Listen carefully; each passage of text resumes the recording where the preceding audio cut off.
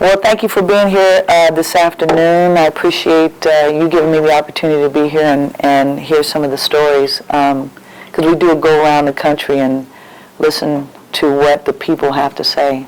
So important. I obviously don't know everything. I'm not trying to change everything, but if any way that I can possibly help someone or things, injustice and the things that we're going through, if I can help, I will.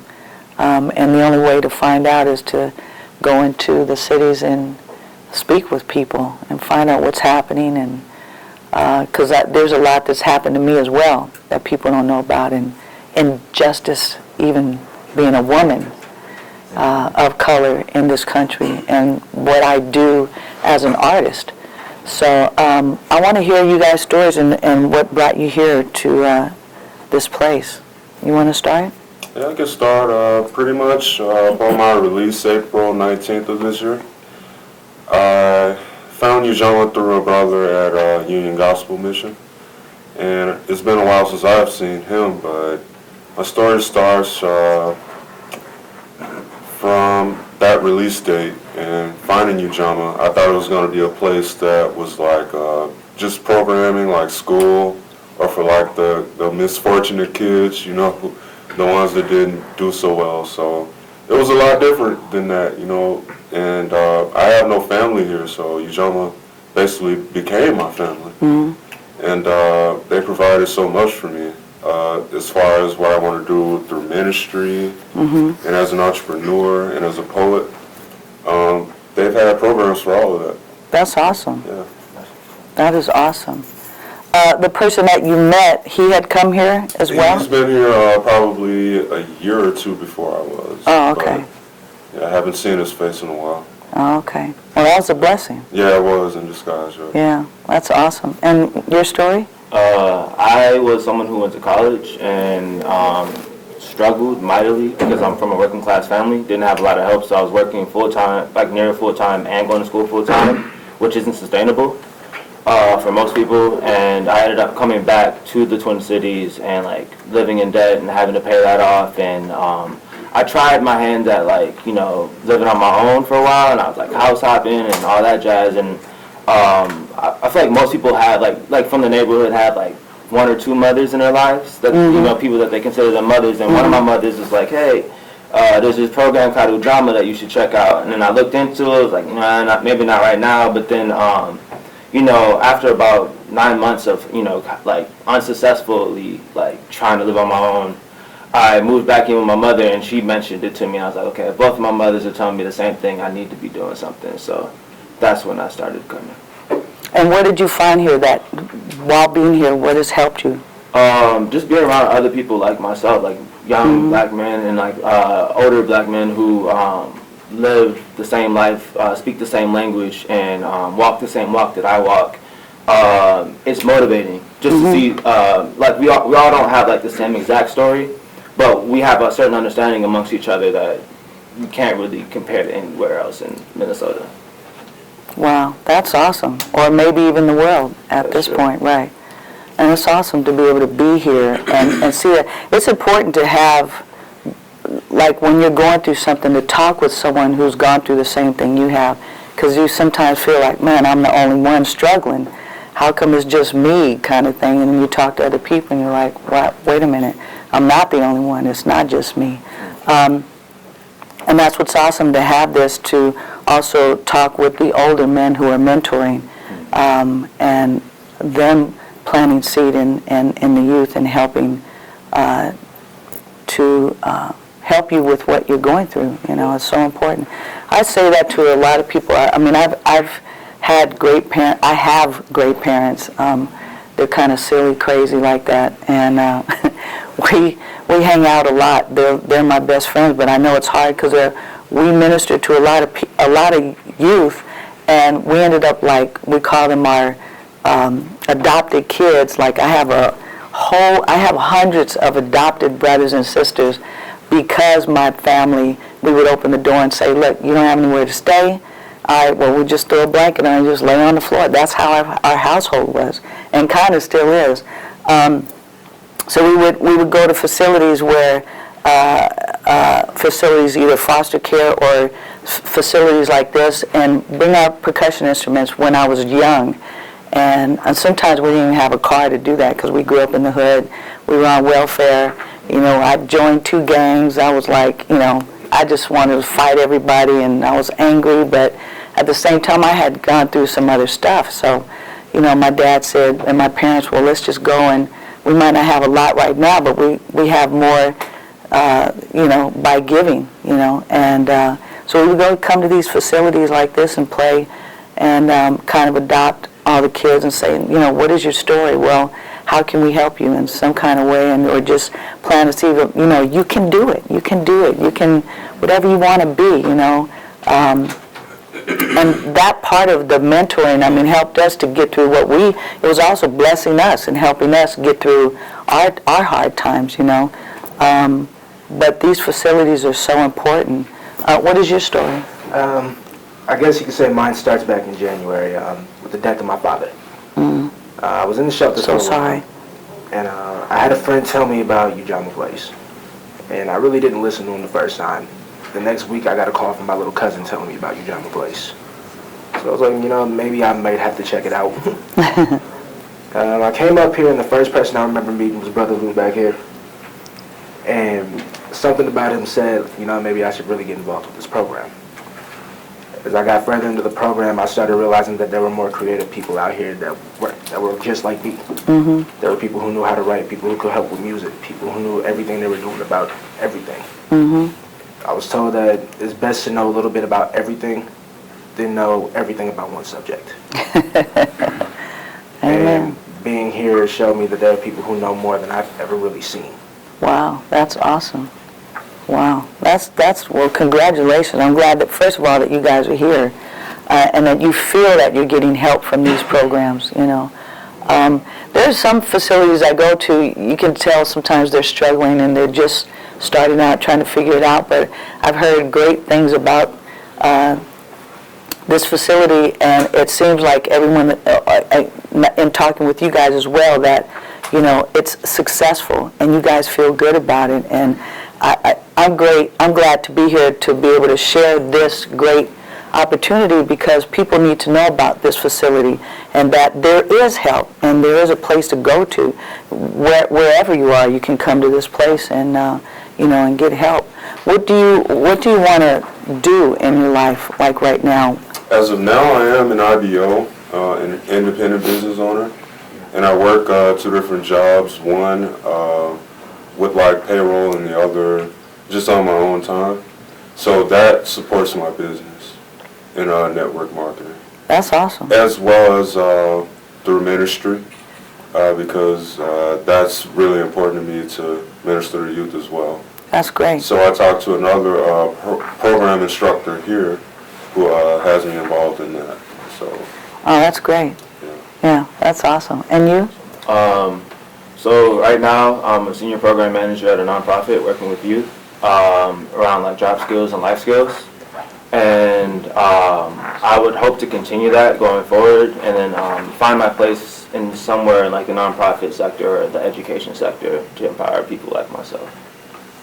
That's a lot of work too. But that's good, you can do it. And you? Right now I'm currently a cook. So I've been a chef for the last 8 years of my life. Wow, that's awesome. And I'm working on writing a book. There you go. Those are great goals to have, you know, to say, and I'm sure you guys will all execute well, because, you know, it's here, but it starts with the passion. It starts in your heart. What do you want to do? And sometimes we're not able to, with our passion, get to that place, but you have this foundation of people here to help you do that. You know, I'm excited for you. I mean, that's really exciting, you know, and to know what you want to do and to say, I can get this done because the people here are helping you. I mean, that's pretty awesome. Yeah. Do you guys have any questions for me? What's your experience been like so far with Ujamaa? What is most important to you about being here? For me, because I heard about it through Monique and my manager Gilbert, who are both here. They told me about a place here, well, this place, Ujamaa, and what they're doing for and transitioning and getting, not just like you said, when you come in, you're not sure what the program's going to be, but actually demonstrating what can happen and saying, man, the success rate has been great. I didn't know much about it beforehand, and it's like getting the word out. It's like, here's another great facility, like people need to know about it. So I was excited. I was like, I want to come, I want to hear some stories, I want to like interact and find out what's happening so I can go on social media and say, y'all need to come to this place right here. Get this picture, you see this, look at this. This is, yeah, for real. Yeah. I mean, we want to hear the good stories. I mean, these are positive. Right here, I'm sitting with 3 positive role models right here, and then we've got a room full for people filming this. You can't see, we got another 30 amazing men right here waiting and wanting and knowing that they're going to succeed as well, which is an awesome place to sit in a room full of beautiful black men who are going to succeed and help change, you know, and build this country, you know. And do great things. I mean, that's amazing. We need ministry. We need music. You know, we need people cooking great food. You know, we need 501c3s for foundations and lifting people up. We have to educate each other. It's important to. What you guys are doing is also reaching. Again, not everyone can reach certain people. So we talk the same talk. We live on the same street. We got to reach our people and say, look, we got to make a change. Well, this is how we do it, and encouraging it and doing it in a non-violent way. And it's so important, in a non-violent way. I know I've been there violent. I understand it. Like I said, I was in gangs, and I get it. You know, I got out. I'm good. You know, I learned a lot, you know. But my violence came from things that had happened to me when I was young. You know, I was raped when I was 5 years old by a babysitter, and I just felt like, man, my life was taken away from me. And music was a place for me to escape. And it's like, man, I can do something. Music is a place where I can create, I can express myself, you know, through music and through words, through poetry. This is how I feel. This is what I want to do. And it led to me sharing my story about things that had happened to me and realizing, man, half the people in the room felt the same way I did or had gone through the same thing that I had gone through. So I was angry because it's like people kept telling me, no, no, no, you can't. And I'm like, yes, I can, you know. But it didn't have to be in a violent way. It's just like, okay, wait a minute, we can do this in a good way, you know, and we have to reach our people and say, you know, we got to go out, we got to vote. We got to vote. It's so important to vote, you know, and changing things that are happening. I mean, we can go out and protest, which we should. This is a free country, you know, but we got to go out and vote, you know. So, anyone have any questions for me out there? I have a question. Yes, sir. Hi, I'm one of the life coaches here at Ujamaa. I'm Ujamaa. Thank you for being here. Thank you. I appreciate you being a part of this campaign and what you're working towards in your life. You know, I'm sure everybody had a lot of questions. I just guess for me, you talked a little bit about your own transformation and being young, understanding this work and how important it is, and sharing your testimony about your life. So what would be, what two things I want to know. What was the turning point for you? When did you to make the decision in your life, and you were much young, and decide that this is it, I'm going to do something different? And most people don't know I play drums too. Is that a good thing or bad? It's a good thing. I started off in the church when I was a youngster, so, but I knew it did something for me when I played in the church. Yeah. I had no idea about the drums, but I was introduced to them. And I just fell in love with it. So as we think about the drums, and you're known for playing the drums, just brilliant at doing that. I followed you throughout your career. I'm your age, however. Are you sure? Yes, okay. I'm sure. But I want to say to you, thank you, and I just want to know what's your turning point. What changed it for you after coming out of the gangs and things? Right. At 15, I was playing a show with my dad.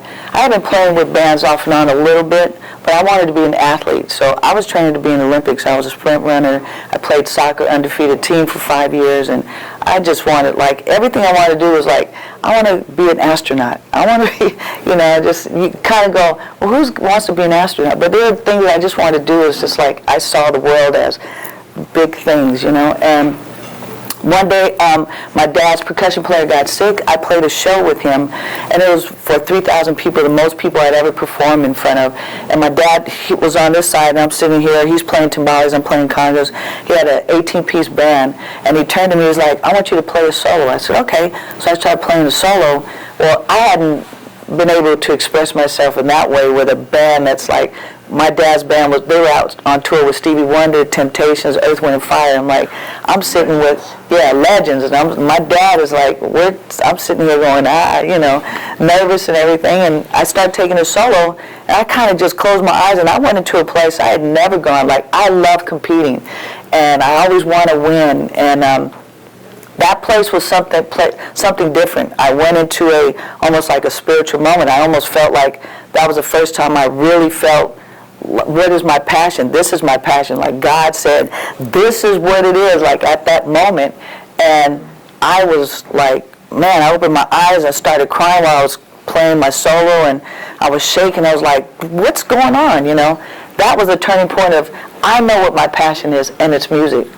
And that was the turning point. And then later on, it's like, I got to do something with this, because, so 2 weeks later, after that one performance, I went on tour with my dad. Oh, wow. Yeah, so we started, I've been touring since I was 15 professionally. I became a professional musician at 15, and I'll be 60 in December. You better know it. Look at me. Thank you so much. You're welcome. You're welcome. Yes, sir. Hey, Sheila, thanks Hi. for coming today. I was talking to some of the men about about your career, because I followed you. I listened to your dad, listened to you way back from when you started with George Duke, and obviously your connection to one of the famous people here in the Twin Cities. But I was trying to talk to the men about your career, and I wonder if you could tell them a little more about all that you've done and how what you're doing now ties into that. Well, again, everything changed at 15. I started playing music, and I knew that this is what I wanted to do, so I started pursuing my passion. And I think that's the key, is when you know what your passion is, you're just going to go for it. It's like, I don't care if people told me, no, I'm not going to do it. You can't do it. I kept, asking people and then asking questions. I would go to these concerts and, excuse me, can I sit in? Can I sit in? No, you can't. So I go on the other side, ask somebody else. Can I sit in? Oh, yeah, sure. Some kind of way I'd end up on stage. And I just kept asking people, can I just give me a chance, just give me a chance. So I started playing with other musicians, and then not realizing, being one or two other women that played at the time, I didn't know that I was one of few playing. And then I was getting attacked by men about, I wasn't good, I'm just a woman, you're no good, blah, blah, blah, all of the horrible things being said. And, I have great parents, and my dad and mom was like, don't even worry about what they're saying. You know what you want to do, what you want to be, you're good, surround yourself with good people. And so I continued to play. I started with recording with other artists, like you said, George Duke, Billy Cobham, Herbie Hancock. I started going to the jazz, my dad, Latin jazz music. And then we went on these tours called Cool Jazz Festivals. That's how I met, Jeffrey Osborne, LTD, Ashford and Simpson, George Benson. We were all on the same shows. And then they saw me play and said, wait a minute, can you come play with us? Can you come record? And then it just exploded from then. So I played with many, many people. I'm not even going to name them all. But I feel like every day that I get an opportunity is a new day to start again. Like, I still feel like I just started playing today, And that's the passion that's like makes you want to get up and continue to do what you love doing. Like, I remember at the very beginning of my career, people wanted to pay me like $50 or whatever to perform, for 2 shows. It was like $50, 2 shows. I'm like, ooh, that's a lot of money. I'm like, I don't need to get paid. And they're like, no, we want to pay you. And I'm like, no, that's an insult to pay me for something I love to do. And then my dad took me in the kitchen and he said, open the refrigerator. He's like, you're going to go get paid because we need some food and you got to help take care of the family. It's like, oh, yeah, okay, I get it. So, yeah, I mean, I thought, you know, you're not sure. It's like, are we supposed to get paid for the things that we love to do? Well, how blessed are we to be able to do what we love to do and get paid, make it a career, you know? So I learned, you know, it's okay to get paid and what you're worth, you know, you work really hard. I work very, very hard. And I take my job seriously as how I present myself and what I do and what my legacy and what I leave, you know, in this world. But I also enjoy and love what I do, so it's worth the sacrifice and the pain. I remember playing, because I play all different types of hand instruments, my hands would bleed, and I'd have to go at the beginning of each show and find a wall, like a brick wall or something, to numb my hands to play before I actually played the show, because my hands were hurting so bad. And this was years and years of playing and bleeding and cutting them down with razor blades, and it was, but it didn't matter. That pain and that sacrifice, it didn't matter, because I love what I get to do, and I know that God has given me this gift, and it's whatever it took to do that and to be happy when I hit that stage or perform or record, I was going to do that. Any other questions? Yeah, I actually have one. At what point in your career did you kind of go from, like when you were 15, and you were like doing that first show with your father, and you were kind of into this like first step on like expression, where you're like, it's self-expression. At what point did you transition into going, okay, how can I help like the community around me and then like my people express themselves and like highlight their stories? I think it started before that transition happened, because, like I said, growing up, you know, we took our percussion instruments, or my dad's, I didn't have any. We took his drums and stuff, and we went to facilities and said, this is how we can help. We didn't have much, but it's like, we have this, and we give out the instruments, and everyone in the room would play something and get everyone involved. It's like, you want to do something? Okay, what do you want to do? All right, well, how can we make this happen? And let's talk about it. And you know, sometimes it was hard because a lot of the kids wanted to come home with us. And it was hard when we left, because it was always like, well, no one's ever going to come back. They always say that they do and they don't. And it's really about loving somebody and respecting and giving them that opportunity. It's like, you're going to be okay. You know, I love you. If no one told you that, I love you today. And I love you today, and I love you today, you know. A lot of times we don't get to hear that word. We don't know what love really means. And so to say to someone out of respect, like, I love you and I appreciate you and I know you are great, as opposed to saying, oh, wait till you grow up and you're going to be great. No, you're great now. You're great now. And it's just planting that seed of encouragement and hope and saying you can do it. Of course you can do it. Don't listen to what everyone else says. No means opportunity. No means opportunity. Doesn't mean you can't do it. Right, no means opportunity. So I realized at that point, if no means opportunity, I'm going to make something happen. No doesn't mean I'm not capable. You can't tell me I can't do something. I'm going to do it, because I know that I can do it, and I want to do it. And not to prove to say that I'm dope like that. I don't have to say that. I just want to do it because I love to do it. And to do that, and then what I get back and the love that I get back from everyone, I can't even put it into words how overwhelming it feels to have somebody say, man, I love you like that. Mm-hmm. That makes me want to do it. It's like, I know you love me because I love you, you know? Mm-hmm. It's awesome. Yeah. Yes, sir. Hi, Sheila. My name is Mike. Hi, Mike. I wanted to know, at what point in your career did you feel it important to discuss social change in the art that you make?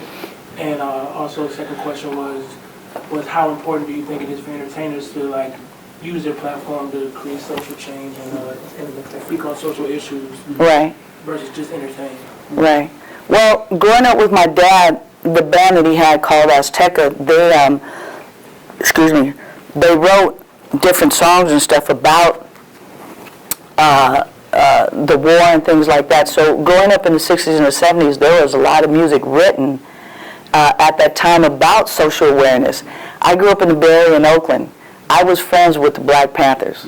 Let's start there. That's a whole nother story. But being involved, not even being involved, I was young, but I saw what was going on. And my dad is Mexican and Indian.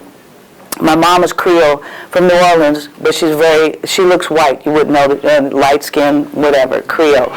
So growing up, there was no brown, it was either black or white when I was growing up. So see, you had to choose, I had to choose what side I needed to be on. And it was forced in my community. Are you black or are you white? And I'm like, I don't know. Because, I don't know. Where are my people? I'm not sure. So I was forced. I grew up with my dad in Latin music and some of my family speaking Spanish, but it still didn't, I didn't say, oh, I'm not Mexican. It was just weird because I wasn't around a lot of Latin people in the community. I was around black. I grew up black, basically, whatever that may mean to someone, but it's like my family's half black, my family's Mexican, my family's Indian, so we're people of color, but we had a little bit of everyone in my family. So it wasn't like, we have Japanese, we have Indian, we have everything, Filipinos, Puerto Ricans, Cubans, everyone is in my family. To me, my family looks like America. It does. And so until people start telling me, no, you have to choose, I'm like, well, wait, why? Why do I have to choose? So growing up in that environment, it's like, I don't know what I'm supposed to do, And that was part of getting in some of the fights where you need to be on this side. And I'm like, well, now you're telling me that I have to, what am I fighting for now? You're fighting because we don't like white people.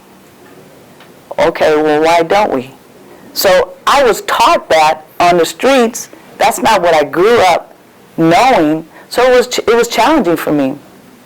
And now that we're in this time, man, I feel it's hard to be a young person in this world today. I think it's harder now than it was then.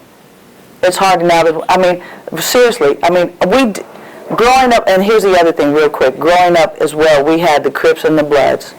And that was a whole nother racial thing that was happening because then we had to choose, where you were going to go and not go. So the other gangs, that was a whole nother issue. But right now with what's happening with young black brothers and the police and things that are going on now and the shootings, this is horrible. This is a horrible crisis. This is a place of we are better than this. We are better than this, and we have to stand up to say that we are. And I know that that's what we're doing now. So I feel that we do have a responsibility as artists to say something about it. Like what right now, to say something about what this really means. And we need to come together. And again, going back to that word love unites people, and hate divides us. So if we continue to hate, we're going to be divided. We have to get rid of that word. Are we ever going to get rid of that word? It all of a sudden just brought up, look how much hatred is in this country, or maybe in the world. What is happening? So yeah, it is our responsibility. I'm tired of seeing the mess on television. I'm tired of hearing about this crap every single day. This morning again, more stuff. I'm like, I don't want to feel angry. I don't want to feel like this. So it's like, let's just go talk about it. Let's have the conversation. But both sides need to listen, and we need to talk about it in a nonviolent way. We cannot continue to start, it's your fault. Well, how do we come together? But it's hard because so many of us are still angry, and it's gotten worse. Do we have a solution? I don't know. Are you guys going to help us with that solution? You guys are going to be running the country like next week. Really, it's now. It's tomorrow. So we need your help. I'm asking, I'm begging the youth, please help us to change what's going on. Man, it's hard. It's really hard, and I know it is. It's hard being an adult. It's hard being an adult. So, I'm praying for something to happen, and I'm honored to be here to, be a part of this and what you guys are doing. And thank you for encouraging me, because you guys are going to help me keep moving too. And hey, we just stand in this line and let's go. The battle is on. Let's go win. Let's go win. One more question? Yeah. Thank you for being here. You're welcome. I'm here on behalf of the City of Minneapolis Health Department Youth Violence Prevention Division. And I just want to say thank you for the work you do. And is there any other person, any other people in your status level that we should be following that can continue to inspire us to do more and be a part of things that we don't know that's out there, and they might need the help too from being like ourselves? Absolutely. People that we can follow. You know what, I'll give some links and stuff to Monique so that I make sure it's the right people, because, you know, you do want to make sure. I mean, I do have friends, but, you know, sometimes some things get a little sideways and you're going, yeah, I need to unfollow you right now. We want it to be positive and encouraging. Like I said, nonviolent, and it is. It's very challenging to do that when you wake up every day going, man, I got to face this today. But we are encouraging you guys and encouraging you in a way to do it in a nonviolent way. And man, I'm proud of you guys. I'm proud of everyone in this room. I'm standing, I mean, y'all need to pan in this room the power that's in this room right now. I'm glad because you guys are going to hold me up now. You know, absolutely. So I appreciate your stories and what you guys are doing. The world needs to hear the good stuff that's happening, the good stuff that's going on here in Minneapolis, and with this foundation, this community here, Ujamaa, and what they're doing. These are the stories that we should be presenting on the news. This is good news. This is what we're talking about. So thank you for allowing me to be a part of your world, and I hope we can do something together, you know, like stuff like this, and go around and plant that seed in somebody else's life as they have planted it in yours. Thank you. All right, thank you. God bless you guys. Yeah.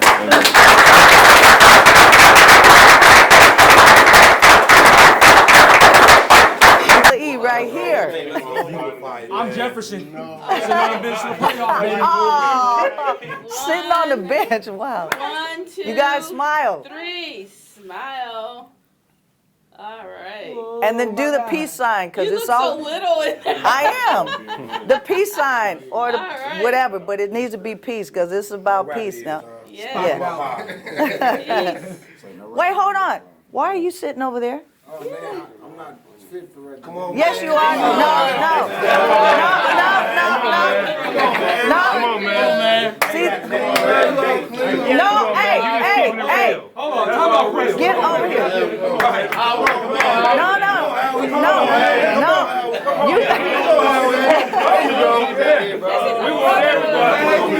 You gotta join the brotherhood. Come on in here. That's it. Come on. See? That's why you got paid. You can't be. There we go. Good catch, Sheila. That's because he was sleeping through the whole thing. I gotta call him out. Don't think. I don't get rested. All right, here we go. Ready? All right. We're looking at peace sign. Smile.